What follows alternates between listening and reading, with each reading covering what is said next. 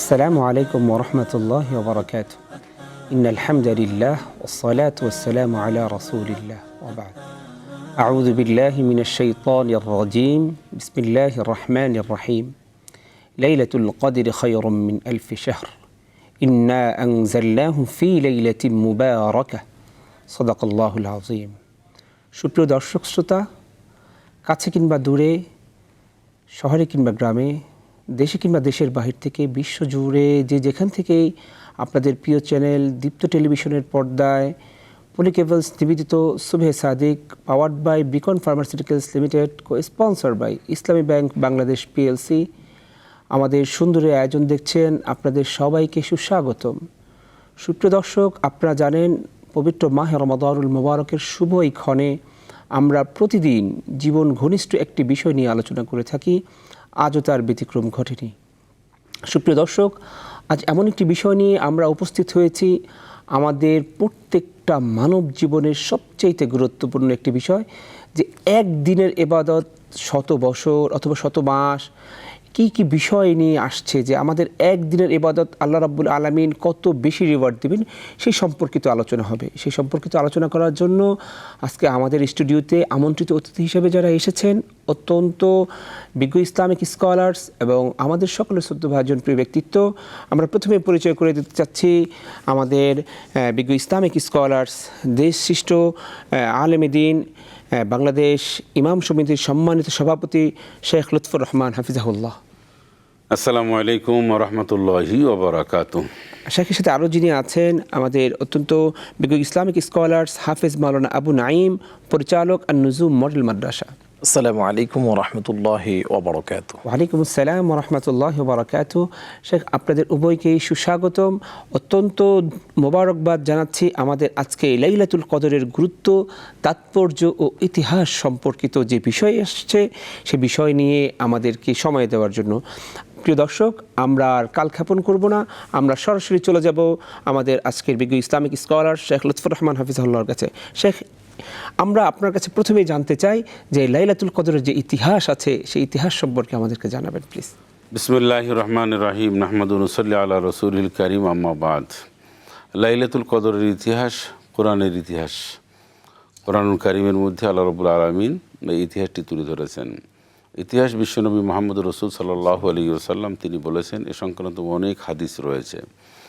লাইলাতুল কদরটা কি, কেন, কিসের জন্য এসেছে, এর ফজিলত কি, তাৎপর্য কি, এর পাওয়ারটা কি, এ ব্যাপারে কোরআনুল কারীম এবং হাদিস শরীফের মধ্যে যথেষ্ট ব্যাখ্যা রয়েছে। সবচেয়ে বড় কথা হচ্ছে যে একটি ইতিহাস তৈরি হয়েছে, রচনা হয়েছে যে কোরআনুল কারীমের একটা সূরার মাধ্যমে। এটি কোনো সূরা, কোনো ব্যাখ্যা না, সরাসরি কথা হচ্ছে আল্লাহ পাকের ইন্না আনজালনাহু ফি লাইলাতুল কদর। মূল ইতিহাস হচ্ছে এই রাত্রে আল্লাহ রাব্বুল আলামিন কোরআন নাজিল করেছেন।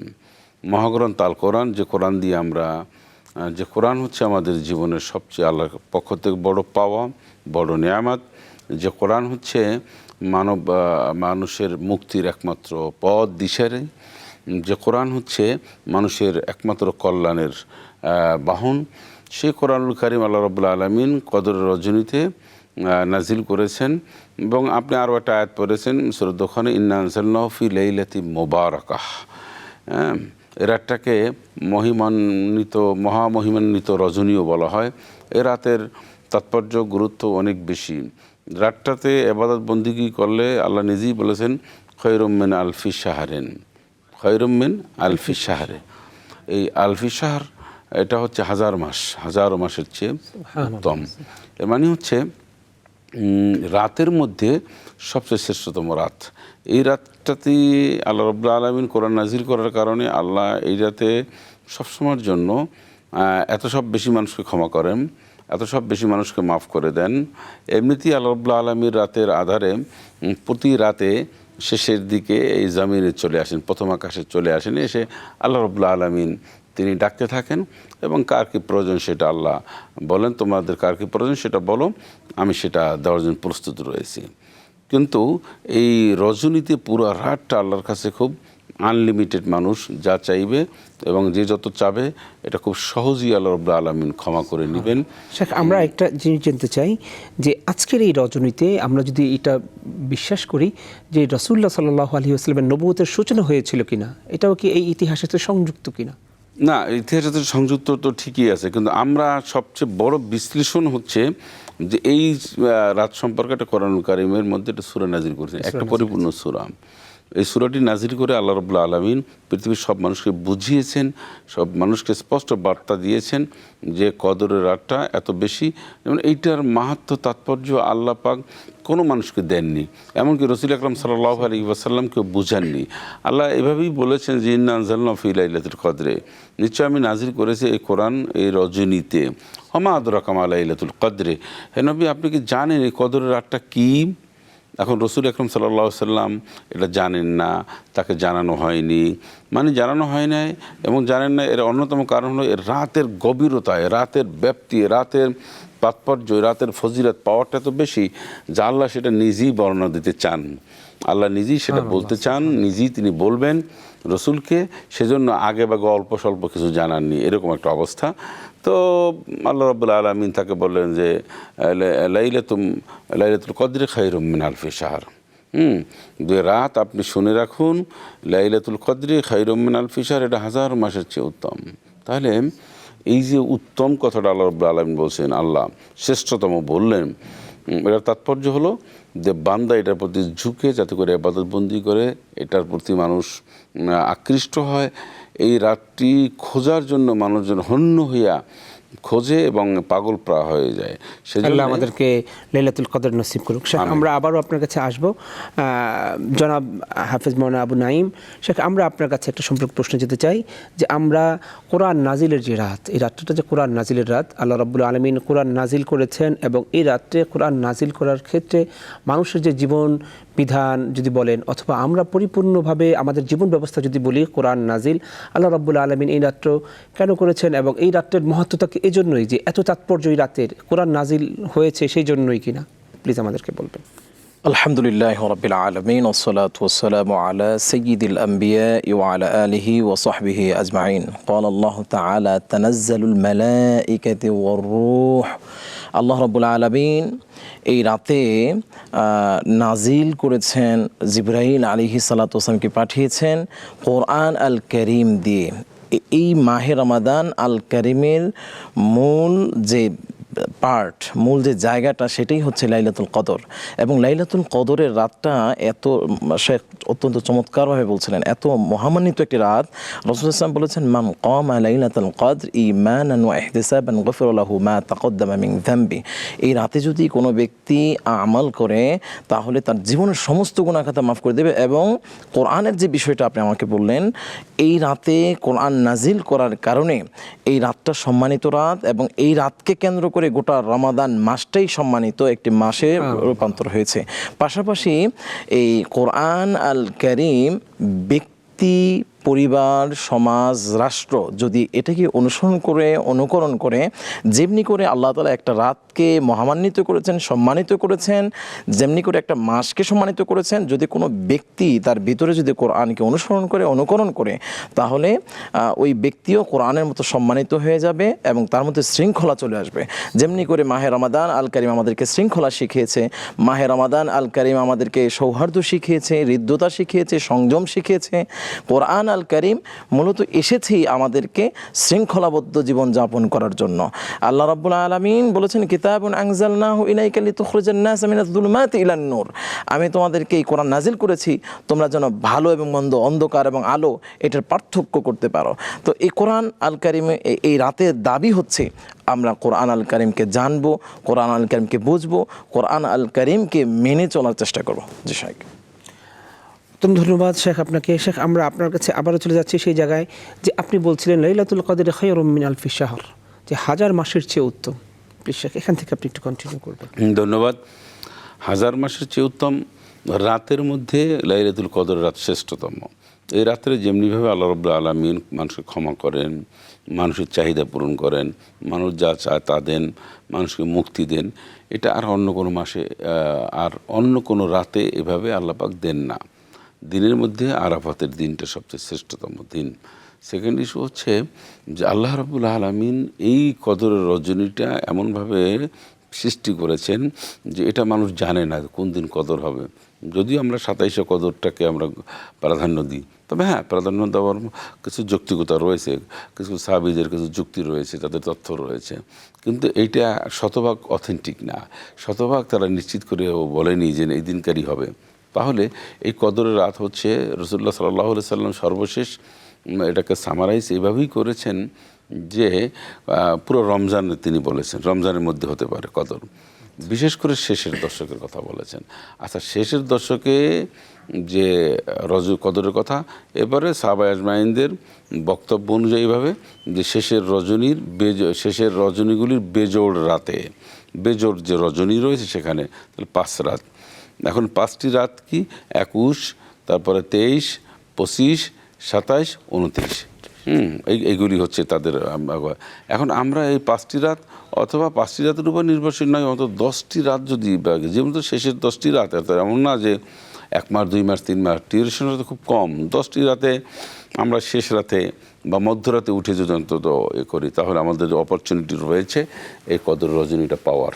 হ্যাঁ, সেজন্য আমরা অনুরোধ করব যে কদর শুধু 27শে কদরের দিন যে সুনিশ্চিত হয় তা না, কদর রাত খুঁজতে হবে 21শে রমাদান থেকে, 21শে রাত থেকে একেবারে 30 পর্যন্ত, আমরা 10 দিনই আমরা অন্বেষণ করার চেষ্টা করি। শেখ, আমরা আপনার কাছে চলে যাব।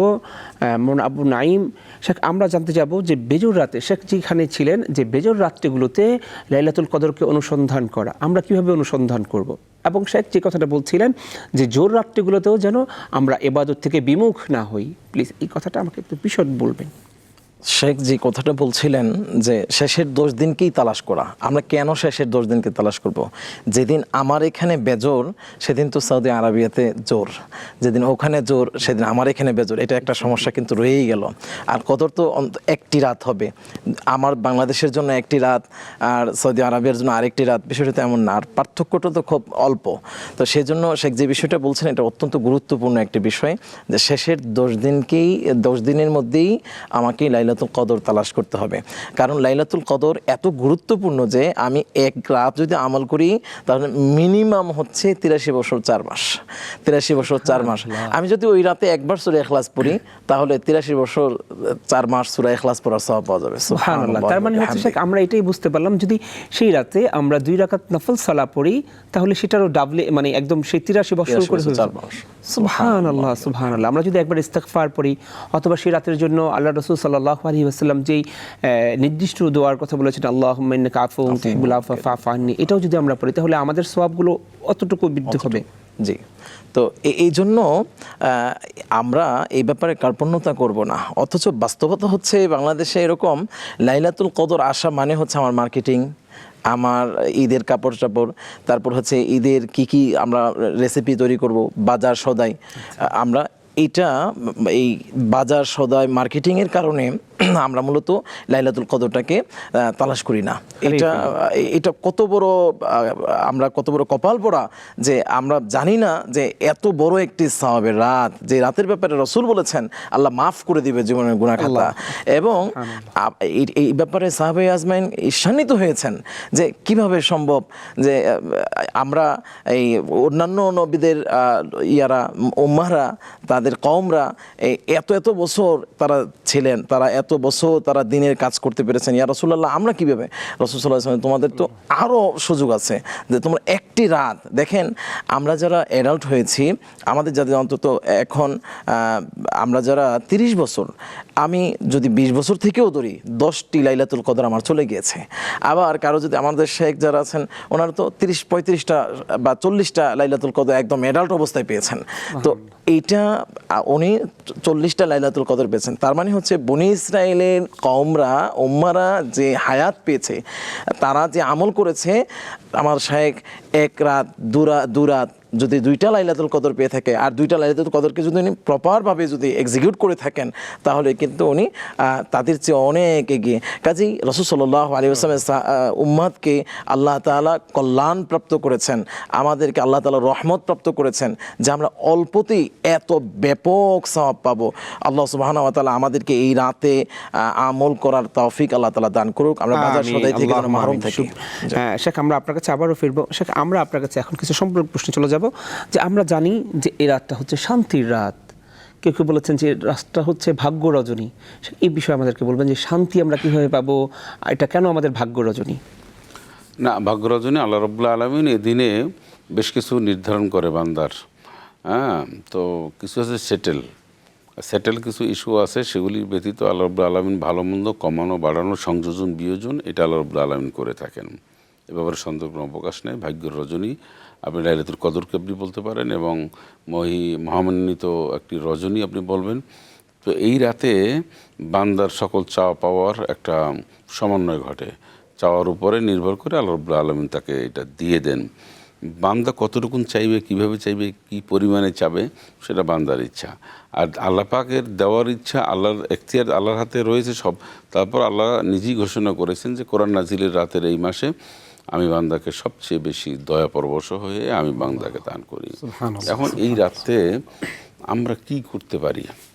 আমাদের অনেক মানুষের প্রশ্ন হচ্ছে এই রাতে আমরা কি জাতীয় ইবাদতবন্দি করতে পারি, বা কি কাজ করিলে আল্লাহ রাব্বুল আলামিন আমাদের প্রতি খুশি হন। বা সবসময় তো দোয়া হয় না, বা একটা মানুষ কতক্ষণ আর দোয়া করবে। তো আমরা সবচেয়ে কোরআন নাজিলের মাসে, কোরআন নাজিলের রাতে সবচেয়ে বেশি হলো আল্লাহ পাকের কালামুল্লাহ শরীফ তেলাওয়াত করা। কারণ আল্লাহ পাক খুশি হন যে এই রাত্রে কোরআন নাজিল হয়েছে আর কোরআন পড়ছে মানুষ। পৃথিবীর বৃহত্তর জনগোষ্ঠী মুসলিম জনগোষ্ঠী তারা এই রাতে কোরআন তেলাওয়াত করে, বিশেষ করে সবসময় করে, রমজানে করে, এই রাত্রে করে। এই জন্য কোরআনের রাতে, কোরআন নাজিলের রাতে কোরআনুল কারীম তেলাওয়াত করা। কোরআন এই রাতের ব্যাপারে আরেকটা কথা আছে যে গুনাহ মাফের রজনী। হ্যাঁ, সেটাই। আরেকটা হচ্ছে মানুষ এই রাতে আল্লাহর কাছে সবচেয়ে বেশি চাইতে পারে, কান্নাকাটি করতে পারে। দু চোখের পানি, পৃথিবীর মানুষ কিন্তু চোখের পানি দেখলে সবার কিছু না কিছু আবেগ এসে যায়, ইমোশন হয়, এটা সবাই। আপনার শত্রু যখন কাঁদে তখন আপনি হাসবেন না। আপনি মনে রাখবেন, আপনার চরম শত্রু যখন সে ফুফিয়ে কাঁদে কোনো একটা বিষয়, তখন আফটার অল আপনি হাসবেন না, আপনি একটু হলেও সিম্পিতিটা আসবে, কিন্তু সে কিন্তু আপনার জানের শত্রু। এটাই হচ্ছে পৃথিবীর নিয়ম। আচ্ছা, আর আমরা যখন আল্লাহর সাথে আমাদের সম্পর্ক, আল্লাহর হলো আমরা বান্দা, আল্লাহর গোলাম, আল্লাহর সৃষ্টি। মানুষ যখনই আল্লাহর সৃষ্টি যখন কাঁদে, দুই চোখের পানি ফেলে দিয়ে, অথবা ফুফিয়ে কাঁদে, অথবা সে যখন বুক ফাটা একটা কান্না দেয় আল্লাহর কাছে, তখন আল্লাহ তো অসীম ক্ষমতার মালিক। তখন আল্লাহ পাক বলেন বান্দাকে, বান্দা তুমি আমাকে কাঁদছো কেন? তোমাকে মাফ করে দেওয়া, সমস্ত মানুষকে মাফ করে দাও, তাম পৃথিবীর মানুষকে আমার ক্ষমা করে দিলে আমার ক্ষমা দেওয়ার ক্ষেত্রে কোনো কৈফিয়ত নাই, অনুমোদন লাগে না, কোনো ধরনের কোনো কিচ্ছু লাগে না। এবং ক্ষমার যে জগৎ রয়েছে, আল্লাহর ভান্ডার রয়েছে, সেখান থেকে এক জাররা পরিমাণেও ক্ষমা কমবে না। আমি আপনাদেরকে একটা পরিসংখ্যান দিই, আবেগের পরিসংখ্যান না, সেটা হলো বাস্তব। আল্লাহ পাক হচ্ছেন, তিনি যদি তাম পৃথিবীর মানুষকে মাফ করে দেন, তিনি যদি দয়া করে তাম পৃথিবীর মানুষের যার যেটা প্রয়োজন, যে যেটা চায়, সমস্ত মানব মণ্ডলীকে, সমস্ত মানবকুলকে আল্লাহ যদি সব কিছু দিয়ে দেন পরিপূর্ণ করে, যেমন আপনার যা প্রয়োজন দিলেন, আমাকে যা প্রয়োজন দিলেন, এবং তাম পৃথিবীর মানুষকে সব প্রয়োজন যদি আল্লাহ মিটান, তাহলেও আল্লাহ রাব্বুল আলামিনের এই মিটানো প্রয়োজন যে দিলেন, সে ভান্ডার থেকে এক চুল পরিমাণে কমবে না। এটাই হচ্ছে আল্লাহ, এটাই হচ্ছে আল্লাহ কাদির। আর আরও এর চেয়ে বড় তথ্য হলো, আপনি দেশের একটা রাষ্ট্র, যে কোনো শক্তিধর ব্যক্তি হোক, তার একটা লিমিটেশন আছে, সেটা বরাদ্দর একটা আছে। হয় তার একনিক মন্ত্রী পরিষদে বা কোথাও না কোথাও একটা এটাকে পাস করতে হয়, অনুমোদন করতে হয়। চাইলেই কোনো মানুষ, পৃথিবীর কোনো রাষ্ট্রপতি যা ইচ্ছা তাই করতে পারে না, তার কোথাও না কোথাও একটু অনুমোদন লাগে। আল্লাহ পাকের এটা সম্পূর্ণ ভিন্ন ধরনের। তিনি অনুমোদন তো দূরের কথা, তাকে আল্লাহ পাককে কেউ এসে প্রশ্ন করবে আল্লাহকে, আল্লাহ এটা করাটা কেমন হইলো, বা কী হইলো, বা সবাইকে মাফ করলেন, এরকম জাতীয় কোনো কিছু নাই, বরং আল্লাহ হচ্ছেন একচ্ছত্র ক্ষমতার মালিক, নিরঙ্কুশ ক্ষমতার মালিক, একমাত্র মালিক, যিনি যা ইচ্ছা তাই করতে পারেন। গোটা বিশ্বকে ধ্বংস করার ক্ষেত্রেও কারো জিজ্ঞাসা করতে হবে না। আর এরকম পৃথিবী যদি আরো কোটি হাজার বছর বাঁচাইয়ে রাখে তাতেও আল্লাহ কাউকে আমরা আবারও আপনার কাছে আসবো সময় হলে। আপনার কাছে আমাদের একদম ছোট্ট একটি সম্পর্ক প্রশ্ন, সেটা হচ্ছে এই রাতে ইতিকাফের গুরুত্ব কতটা? দেখুন, অল্প সময় ইতিকাফের গুরুত্ব এই রাতে এত বেশি যে এই রাত পাওয়া মানে হচ্ছে ইতিকাফে থাকা মানে হচ্ছে আমি এই রাতকে মিস করবো না কোনোভাবেই। এটা হচ্ছে সবচেয়ে বড় গুরুত্বপূর্ণ বিষয়। মানে ইতিকাফে থাকা মানে হচ্ছে আমি লাইলাতুল কদর মিস করবো না। কাজেই ইতিকাফ এই জন্যই গুরুত্বপূর্ণ যে আমি ইতিকাফে থাকবো, লাইলাতুল কদরটাকে আমি নিয়ে নিব। এই জন্য আমরা ইতিকাফটাকে অবশ্যই গুরুত্ব দেব শেষের এই দশকটাকে, যেন আমরা ইতিকাফে থাকবো এবং লাইলাতুল কদরটাকে আমরা নিজের করে নেব। পুরো শেষ দশকটাতে আমরা ইতিকাফ করব, যেটা সুন্নাহ, জি সেই অনুযায়ী আমরা ইতিকাফ করব। যদি ইতিকাফ আমরা ওইভাবে করতে পারি তাহলে আমাদের পক্ষে লাইলাতুল কদর পাওয়া সম্ভব, এবং আমাদের সাথে সাথে আমাদের মা বোনেরাও ওনারা ঘরের মধ্যে করবেন। জি, আচ্ছা, মাশাআল্লাহ। হ্যাঁ, আবার আমরা জেনেছি শেখ যে এই রাতে হচ্ছে নবুয়তের সূচনা। আমরা শেখের কাছ থেকে শুনছিলাম যেহেতু নবুয়তের সূচনা হিসেবে আমরা যদি ইতিকাফ করি, রাসূলুল্লাহ সাল্লাল্লাহু আলাইহি ওয়াসাল্লাম নবুয়তের যেহেতু সূচনা, এবং ইতিকাফ যদি করি তাহলে সেটাও রাসূলের সুন্নাহ, দুইটা সুন্নাহ আমরা একত্রিত পালন করতে পারবো। আল্লাহ রাব্বুল আলামিন আমাদেরকে কবুল করুক। আপনাদেরকে অসংখ্য ধন্যবাদ আজকের এই মহিমান্বিত রাতের গুরুত্ব, তাৎপর্য, ইতিহাস নিয়ে আমাদের সুপ্রিয় দর্শকদেরকে সুন্দর মেসেজ দেওয়ার জন্য। আল্লাহ রাব্বুল আলামিন আপনাদেরকে উত্তম বদলা দান করুক। আমরা আপনাদের জন্য দোয়া করি। আবারও দেখা হবে হয়তো কোনো পর্বে। সুপ্রিয় দর্শক, আপনারা দেখছিলেন আপনাদের প্রিয় অনুষ্ঠান, প্রিয় টেলিভিশন, দীপ্ত টেলিভিশনের পর্দায় পলিকেবলস নিবেদিত Subhe Sadiq, powered by Beacon pharmaceuticals limited, co-sponsor by Islami Bank Bangladesh PLC. আগামী পর্ব দেখার আমন্ত্রণ জানিয়ে আজকের মতো এখানেই বিদায় নিচ্ছি। ভালো থাকুন, সুস্থ থাকুন, থাকুন নিরাপদে।